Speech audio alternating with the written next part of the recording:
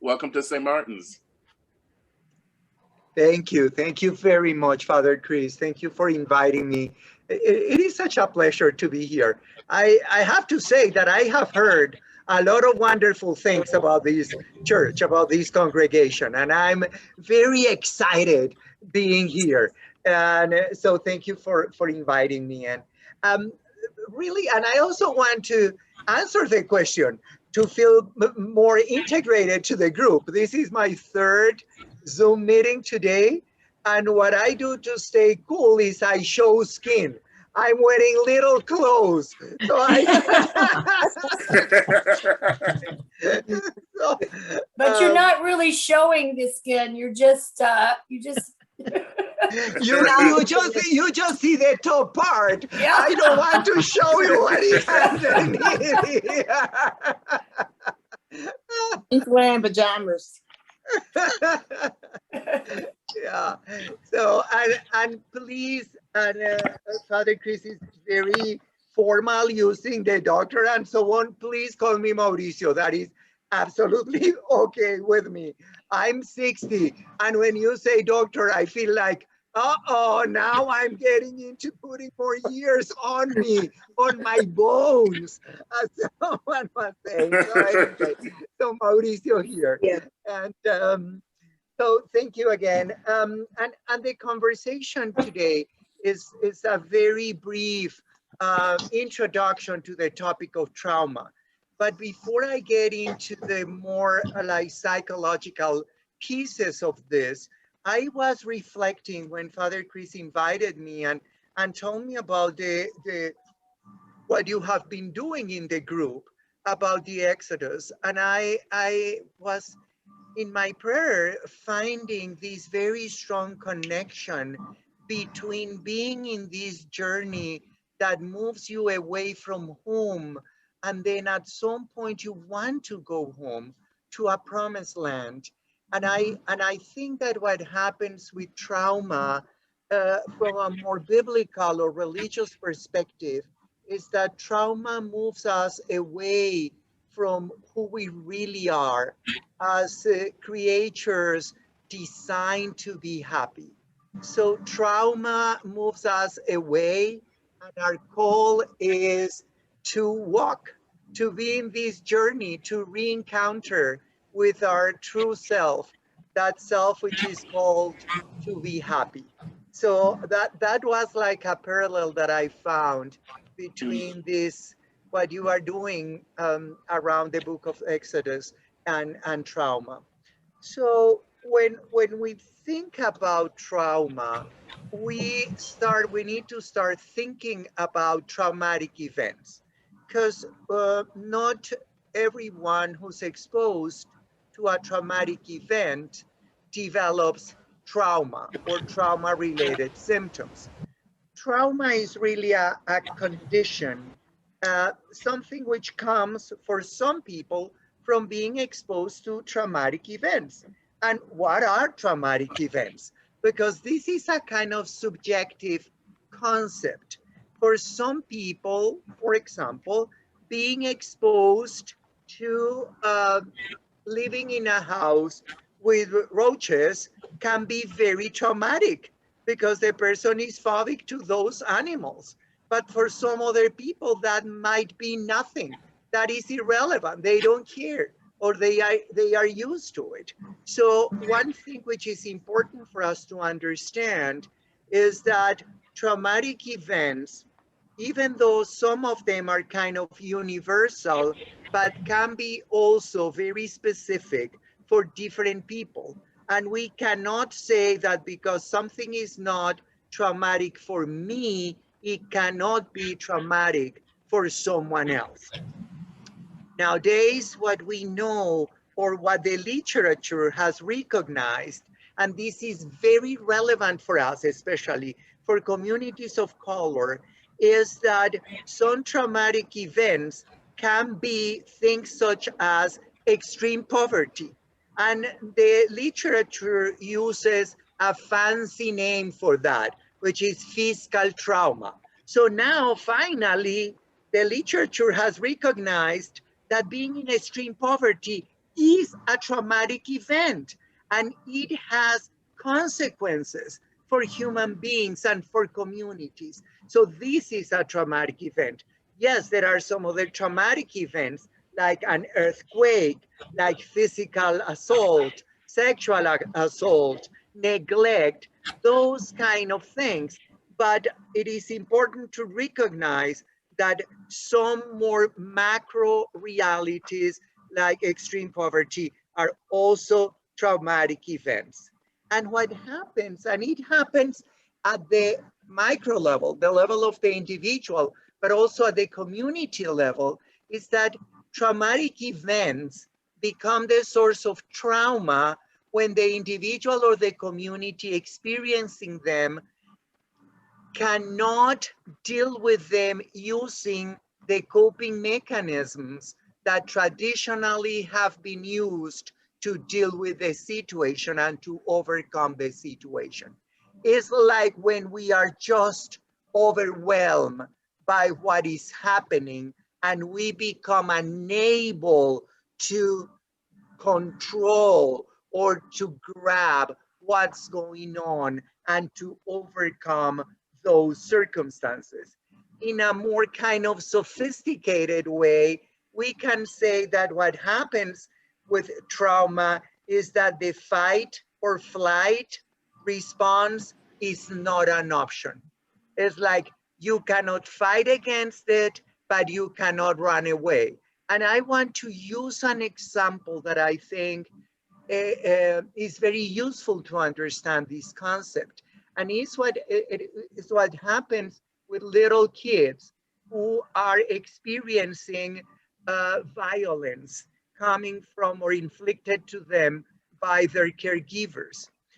So as human beings, those children experience rage.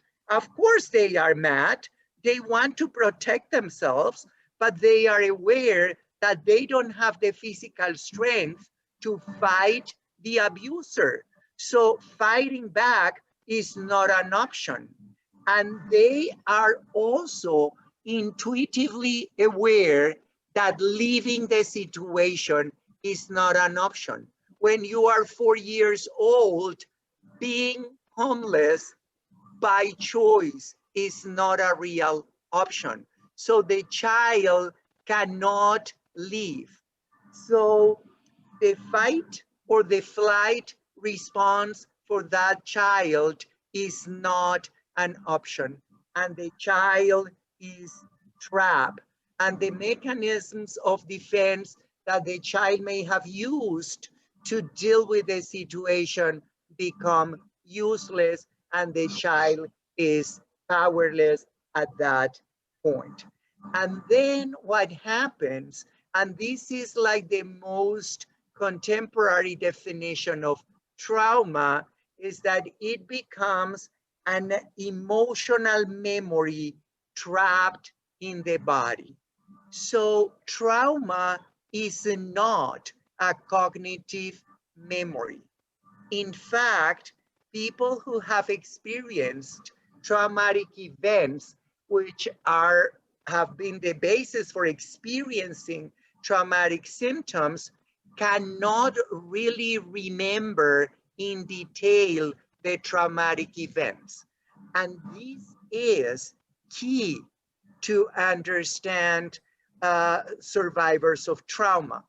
In the past, things have been changing slowly, but in the past, for example, women who were most of the times the public face of sexual abuse were grilled in court by the lawyers of the predator, of the abuser, because the woman would say, for example, he kidnapped me and took me for 4 hours against my will, and he was raping me, sexually assaulting me. And she could remember details such as his smell, for example. So the lawyer of the perpetrator would say, oh, okay, ma'am. So you are saying that you spent all those hours with him. Can you please let us know what was the color of his underwear? And she would say, I don't remember. So the lawyer would say, interesting. So you say that you remember the smell. You say that he was raping you, but you say that you don't remember the color of the underwear? How convenient. I think you are lying. And that was a very common way to destroy the credibility of those women. And it was very common for those women to lose their cases for those circumstances, for their inability to recall details or to provide a cohesive, comprehensive narrative of the traumatic events. And what we know nowadays is that, on the contrary, an extremely clear, detailed recollection is maybe fake news. When the person is able to say this is exactly what happened at every single second and so on, one needs to be more skeptical, because what happens with the traumatic event and the aftermath of the traumatic event is that the person has a significant impact on his or her cognition, and what remains inside is the emotional memory trapped in the body. And because we are talking about an emotional memory, that's why some other stimuli may trigger the same response. And I'm going to use an example which is not about trauma, but just to make the point of this correlation between body and memories. Let's say, and this is for real, my mother has been using, she's 93, and she has been using the same perfume for more than 60 years. So everything smells like her perfume to me when I'm close to her. And I remember many, many years ago, I was traveling, I was far away, and I was walking on the street, and suddenly the smell came to me, and I felt that I was in the presence of my mother. And there was no way my mother was there. She was not there. But someone was wearing the same cologne, and that triggered that visceral, vivid memory of my mother. So what happens with those memories, those emotional memories, is that many things that we are not aware of may trigger that same response.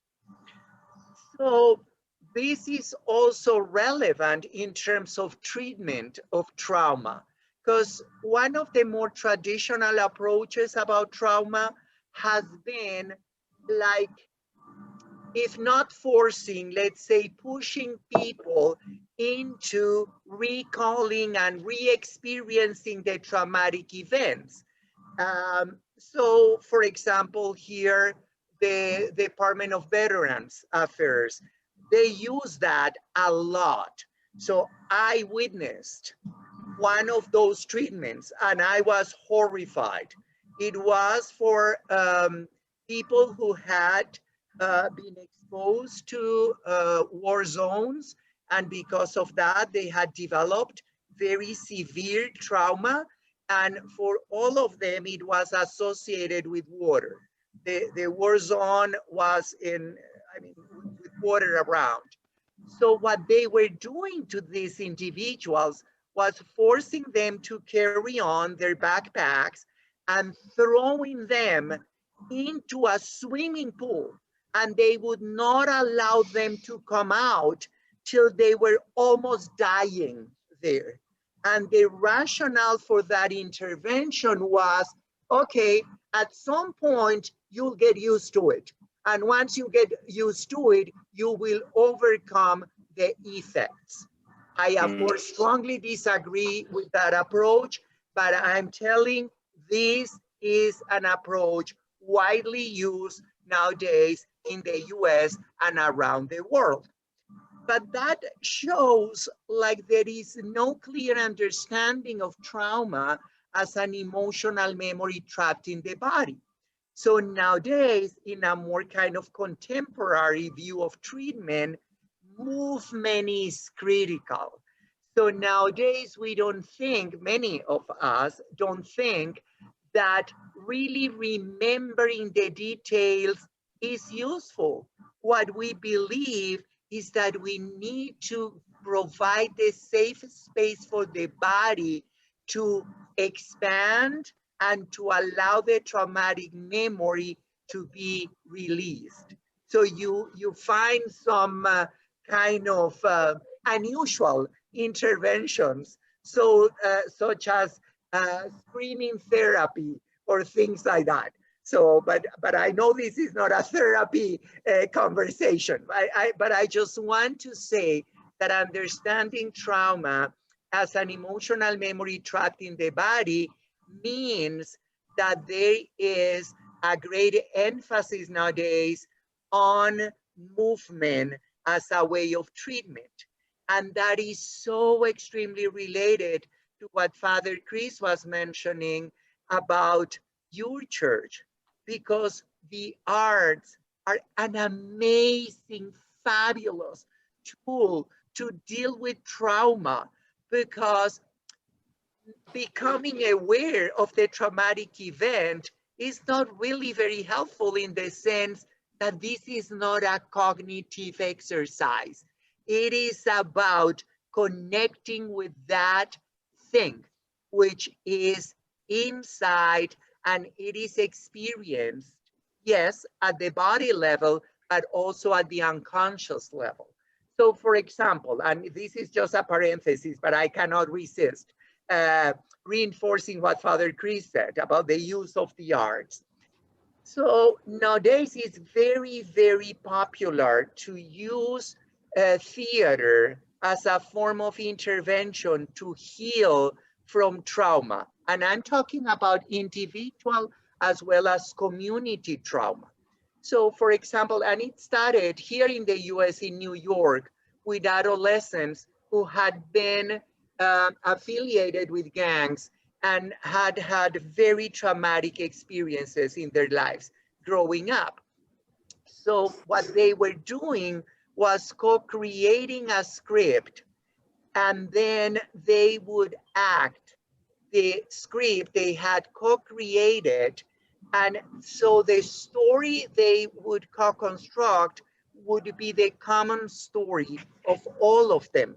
It was not the story of a single one.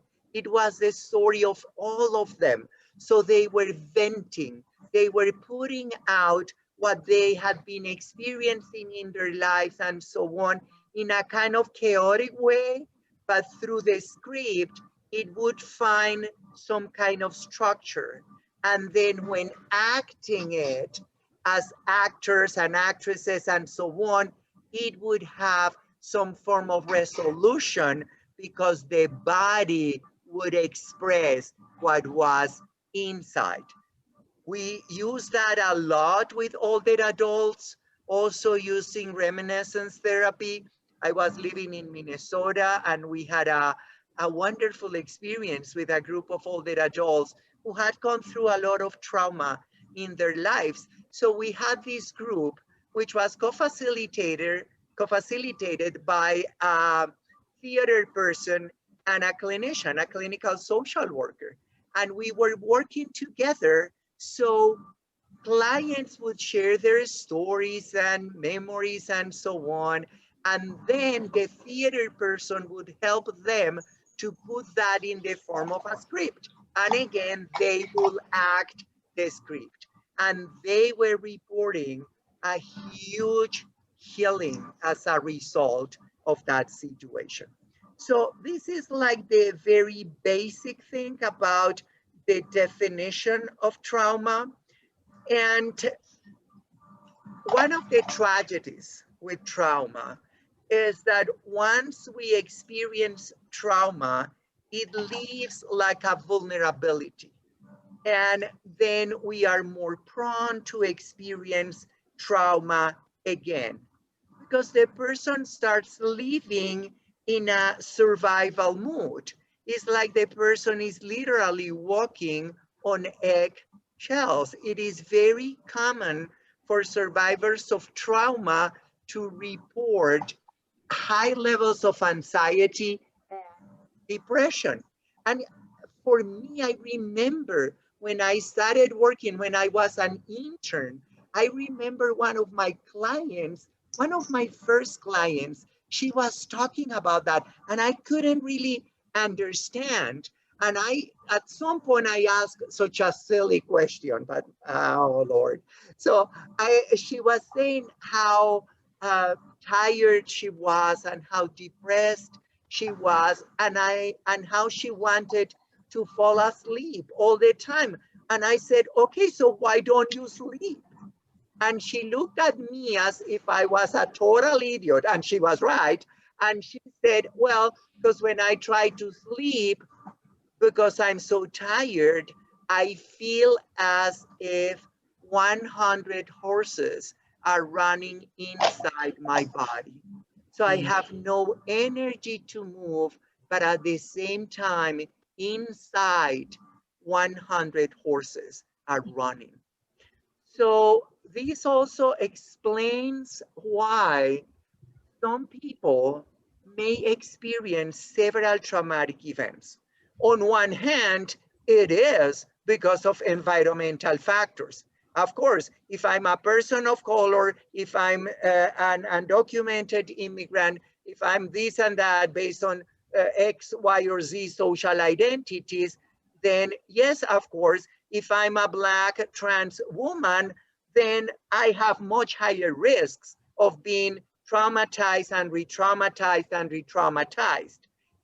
But also what happens many times is that some individuals, because of the vulnerability they experience, are more prone to be exposed to more new traumatic events. And when I'm talking about this, I'm thinking about the 2 or 3 kinds of trauma I want to mention. There are so many different categories. I want to talk about just 3 that I believe are more relevant for us. One is what is called like simple trauma, and that is very easy to understand. It happens when the individual is exposed to a single traumatic event, and that's it. Like, for example, let's say that I'm driving and I'm not paying enough attention, or a pedestrian is not paying attention, and then I'm almost step on the pedestrian. So that is, oh my gosh, I'm able to continue driving for 1 block, and then I have to stop because I'm shaking. Nothing happened, but I'm shaking. That is a simple traumatic event. The other form of the other category is complex trauma. And complex trauma occurs in one of those of 2 circumstances. One is when the individual or the community is exposed to several traumatic events over time. So I'm going to use the example of a Black trans woman from Haiti who's in the US undocumented. So this individual started experiencing very early on in life so many different kinds of abuse and neglect.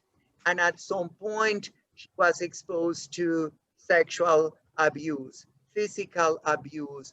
Then she was agonizing about leaving the country of origin because she was in extreme poverty, and then coming to the US as an undocumented individual, facing the risks of the travel and so on, and then living here as a person without documents. And every time that she hears a siren, it triggers the traumatic response and so on. So this person is experiencing complex trauma, many different traumatic events. But the other expression of complex trauma occurs when the individual is exposed to the same traumatic event over and over again. And the example for that is domestic violence. So the individual is living in this hell in the relationship, let's say, and then it happens once there is some time when the abuse is not actively occurring, or it is occurring in different forms, but then the physical abuse occurs again, and so on. And it goes on for years. So that is another form or another expression of complex trauma. So simple or single trauma and complex trauma. Now, I want to mention another category that I believe is very relevant for us as part of communities of color. And when I say communities of color, I'm not talking just about race or ethnicity. I'm also talking about other social identities, such as those coming from being a sexual minority. So sex, gender, sexual orientation, gender identity, and so on. And it is the historical or transgenerational trauma. We are more used to see things through the lens, the micro lens. We tend to be, or to analyze our reality based on the here and now. And something that we see, for example, with the Black Lives Matter movement is that it has raised the awareness about the impact that generations of abuse and trauma have had upon people. And sometimes people say, but excuse me, you were never a slave. Why are you talking about that? It's as if we are totally disconnected from the realities which have been coming to us from one generation to the other generation to the other generation. It is like the reality of Native Americans who have gone through so much trauma, and people easily judge them and say, but they are just drunks. Why they cannot be, they don't even say sober. Why aren't they clean? Why cannot they clean themselves? As if it is just the here and now. But at the same time, we neglect to talk about how being in a position of power might guarantee that next generations will have more power. Simple example. Okay, if my parents were able to have property, chances are that I will inherit something, and then that will give me the power to also buy property. So that is a transgenerational benefit that I'm experiencing. And sometimes those simple and at the same time profound realities are ignored. And we need to take this into account, because our environments and the realities in which we live are critical, because unless we make significant efforts to heal, we will repeat the same stories, or even more serious effects will happen to future generations. When one thinks about being exposed to traumatic events, I said at the beginning that not everyone has symptoms or experience the same symptoms or experience symptoms with the same intensity. There are some individuals who might be exposed to very, very traumatic events and present no symptoms. They are known now as still people, STILL people. And it's as if they are able to remain calm and they do not get plugged into the survival mood response. There is a lot of research happening now trying to understand what are the protective factors or why are the reasons for these to happen. And we don't have answers yet.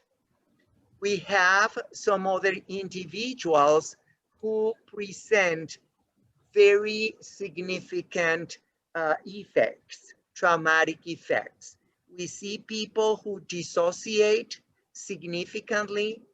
I can have sometimes individuals who may say in therapy with a poker face and so on, oh yes, I remember my dad, I was like 3.5 years old and my dad was hitting me so badly and I can see myself on the corner of the room and I could see my body down there bleeding and I see from the corner my father hitting my body over and over, but I feel nothing. I experienced nothing. That is a very significant effect of trauma. I have seen in many women, especially who are trans women, who suffered horrible, horrible trauma very early on in life and present severe and persistent mental illnesses that I believe are not really biological based. I truly believe that they are traumatic responses because of all the abuse they experienced. But in general, most people may present some symptoms associated with exposure to traumatic events. And rather than getting into the minutia that you find in the DSM-5, I would say that people who have been experienced or who experience trauma present like a couple of major features.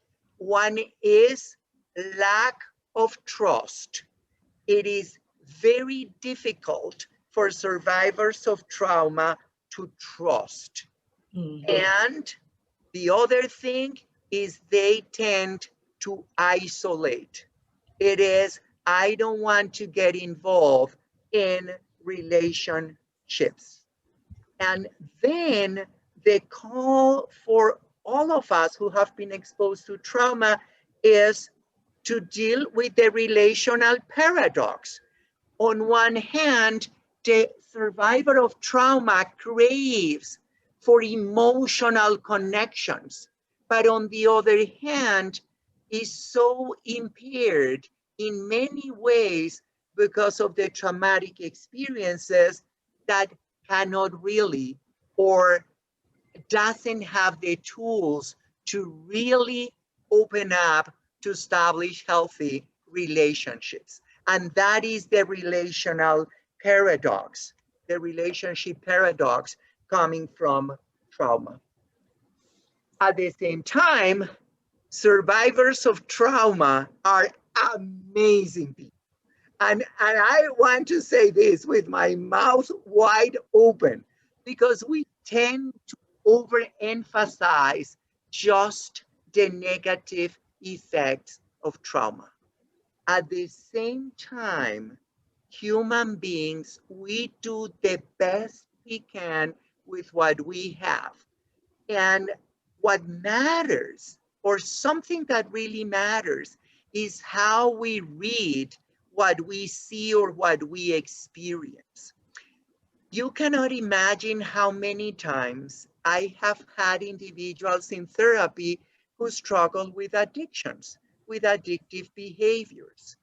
And when I start listening to their stories, the underlying reality is that these individuals ended up in that addictive behavior as a coping mechanism.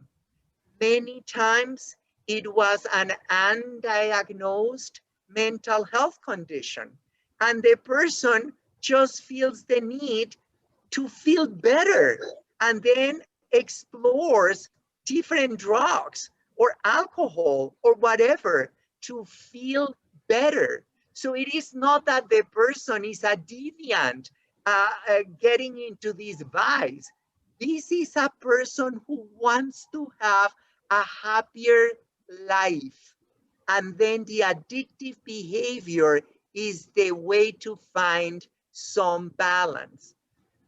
Last week, I saw a client in therapy, and she said to me, Mauricio, for the first time in my life, I'm willing to try psychiatric medication.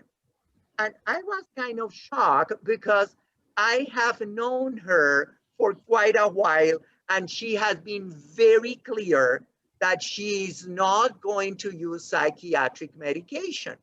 And I said, okay, tell me more about it. How is that you have changed your mind? And she said, well, you know what? Something happened this weekend. I went to a party, and a friend of mine gave me this kind of recreational drug. And for the first time in my life, I felt normal. It was amazing. I was feeling this and that and that. And so that gave me the clue that maybe what I need is medication. Maybe there is something in my brain. And she was laughing at me because I always use the example of soup, making soup. And I said, psych medication is when you are cooking soup. If it is low in salt, you add some salt. If it is too salty, you add water. But that's what the psych medication is going to do to help you. But she was saying, no, yeah, I don't believe you. That is not. So she was laughing, and she was saying, I think that my soup needs some more salt. I'm willing to try psychiatric medication. So this is something that we need to understand and to value, that survivors of trauma may face so many difficulties, but they are strong people and they are able to thrive and to have happier lives. They have the desire and the energy to do that. So what are ways to help? How can we help ourselves if we are survivors of trauma, or how we can help, or can we help others to move forward and to reach all their full humanity? And I would say that one way is fostering a safe environment in which, knowing our limitations, people can risk loving themselves.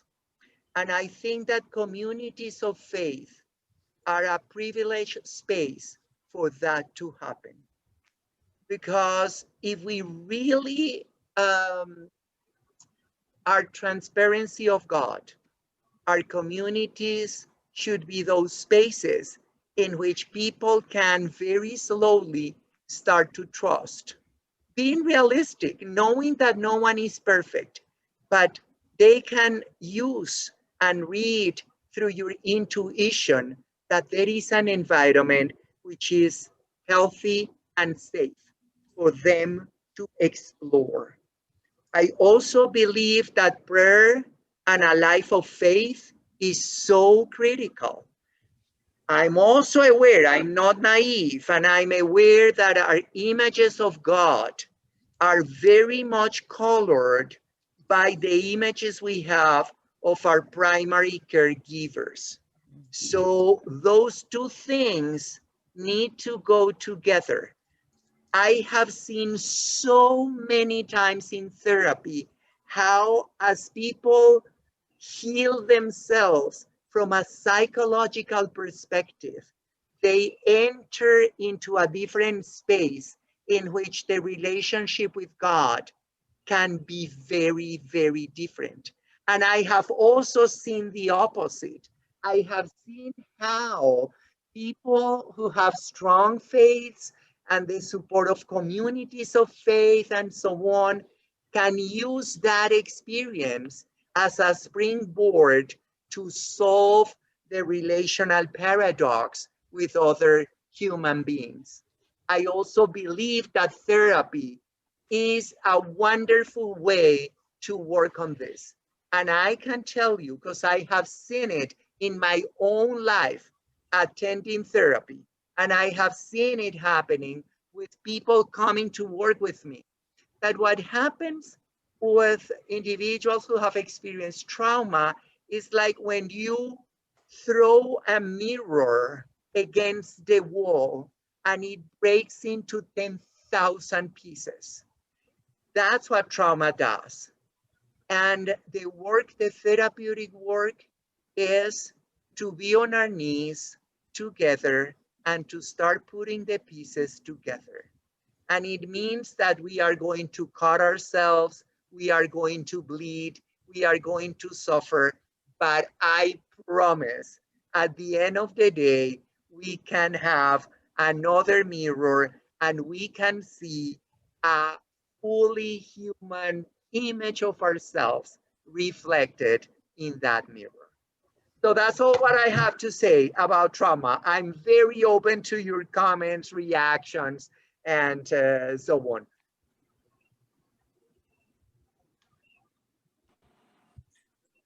Let us give Mauricio a round of applause, either Yeah, that was physically or through awesome. the chat symbols. Thank you. Thank you so much, Mauricio. Thank you. Absolutely.